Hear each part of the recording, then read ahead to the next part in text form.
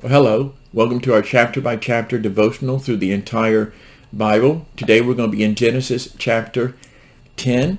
What I do in these devotionals is I give you a summary of what happens and point out spiritual truths, spiritual information for you to consider and for you to reflect upon. This chapter, Genesis chapter 10, is one of those chapters that many people might skim or skip over because it contains primarily genealogies, the various descendants of Noah's three sons, Japheth, Ham, and Shem. But there's also some information I think you might find helpful and pertinent for you to consider. So let me just share with you briefly what happens and some information that you can consider and reflect upon. So in this chapter, of course, as I've already mentioned, there's the spread of mankind through the three sons of Noah, along with their three wives. The sons of Noah, again, are named Japheth, Ham, and Shem.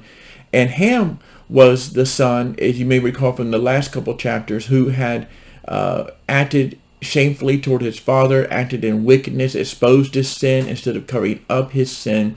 And his most notable descendant listed by name is a man named Nimrod. Nimrod is probably a name that you have heard before, though you may not know much about him. Well, this man named Nimrod is a very successful, but also a very rebellious leader, a rebellion toward God.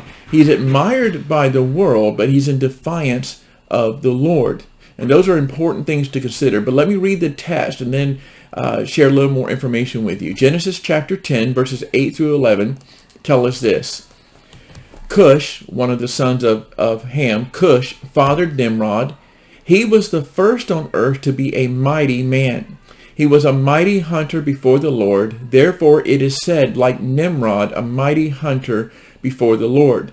The beginning of his kingdom was Babel, Erech, Akkad, and Calneh in the land of Shinar.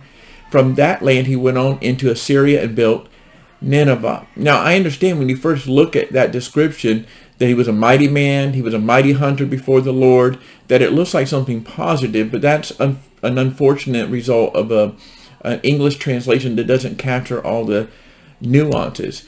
Everything about this passage is negative about this man named Nimrod. His very name, Nimrod, in Hebrew means one who revolts or one who rebels. So we're already told something about him. He's in rebellion. He revolts against God.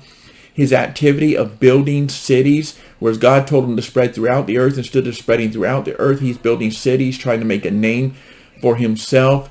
The cities he's associated with were cities that were known to be in opposition to God's people later in Israel's history. He's associated with cities like Babel, Assyria, or countries like Babel, nations like Assyria, and a city like Nineveh. All of this is indicative of rebellion. Even the description of him as a mighty hunter or a mighty man before the Lord, it means in defiance to the Lord. He was considered mighty by the populace. He was admired by people, but he was in defiance to the Lord. So all of this is a reminder that it's quite possible to be admired by the world, successful in the world's eyes, and yet evil in God's eyes. Nimrod was that. We'll see the result of his rebellion in the next chapter, where they begin to build a tower in one of these cities called the Tower of Babel, which God judged. But it is possible to be admired by the world and yet be evil and in rebellion in God's eyes.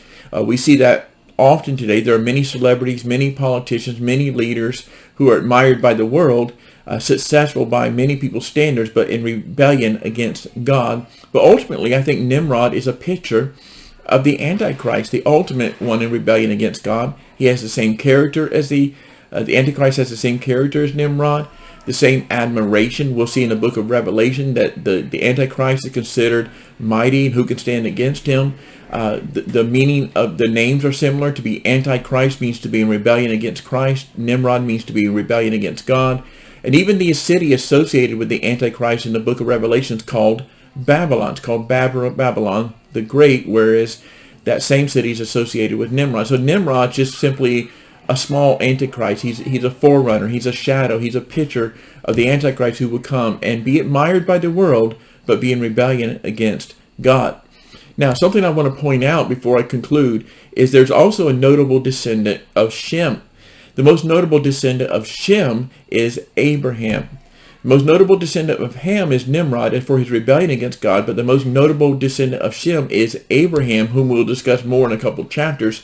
But Abraham wasn't admired by the world. He was rejected by the world, but he was a friend of God.